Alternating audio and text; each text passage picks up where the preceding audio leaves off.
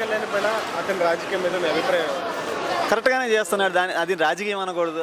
ఆయన సొంత ఇదివరకు అంటే వయసు రీత్యా ఏదో చేశాడు అని అనుకున్నారు. ఇప్పుడు అట్లా కాదు. ఆయనలో కూడా పరిపక్వత వచ్చింది. ఏం చేయాలో ఏం చేయకూడదో, ఏం మాట్లాడాలో మాట్లాడకూడదో అన్నీ తెలుసుకొని మాట్లాడుతున్నాడు. జాగ్రత్తగా చేస్తున్నాడు. అంటే నిన్న మొన్న ప్రెస్ మీట్ పెట్టారు తెలంగాణలో. ఆయన ప్రెస్ మీట్ పెట్టడానికి కూడా ఆయన పర్మిషన్ ఇవ్వలేదు. ఎందుకు ఇవ్వలేదు? అది కుట్రే. అది మటుకు చాలా పెద్ద కుట్ర. అది దాని వెనకాల చాలా పెద్ద కుట్ర జరుగుతుంది. ఒక భారతీయుడు అన్నాక ఏ రాష్ట్రంలో అయినా తిరగచ్చు, ఏ రాష్ట్రంలో అయినా పార్టీ పెట్టచ్చు, గెలవచ్చు. ప్రజల్లో గెలుపుకోవడం ప్రజలు తీసుకుంటారు. అంతేగాని వేరే నాయకులు వచ్చి మా ప్రాంతం రావద్దు, మా రాష్ట్రానికి రావద్దు, మీరు చేయొద్దు అంటాం అది కరెక్ట్ కాదు. కాంగ్రెస్ ఎమ్మెల్యేలు మాత్రమే నీకు ఇక్కడేం పని, నీకు రావాల్సిన వాళ్ళని బెదిరింపులు చేస్తున్నారు. ఎందుకు చేస్తున్నారంటే వాళ్ళ భాగవతం బయటపడుద్ది. వాళ్ళు చేసిన ఏదో పనులన్నీ బయటపడతాయని చెప్పి రావద్దని చెప్పి అంటున్నారు.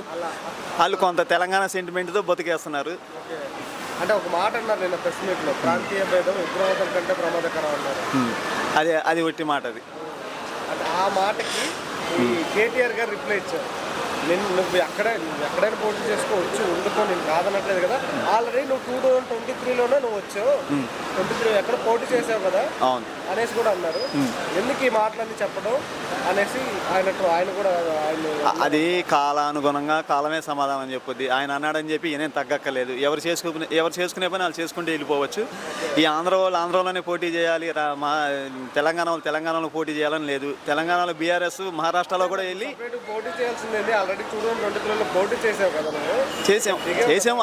ఆ రోజు రిజల్ట్స్ అలా ఉంది. ఈ రోజు మళ్ళీ మేము ప్రజల్లోకి వస్తాము, మంచి చెడ్డలు చెబుతాము. ఈసారి వస్తే ఎంత ప్రభావం ఉంటుంది అనుకుంటున్నాను?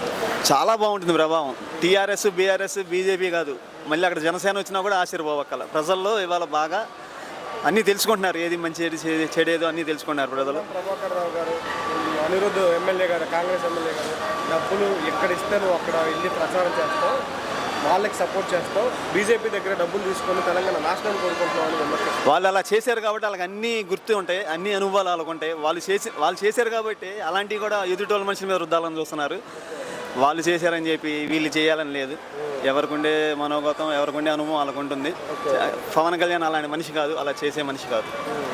సో మీరు అక్కడ కూడా పోటీ చేయడం ఆయన బ్రహ్మాండంగా పోటీ చేయాలి. చేస్తేనే ప్రజల్లో విశ్వాసం తెలుసుద్ది, నాయకుల్లో కూడా మంచి చెడు తెలుసుద్ది.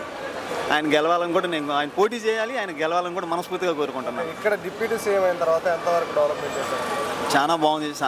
అన్ని వ్యవహారాల్లో కూడా తన శైలిలో ఆయన సమాధానం చెప్పుకుంటూ పోతున్నాడు.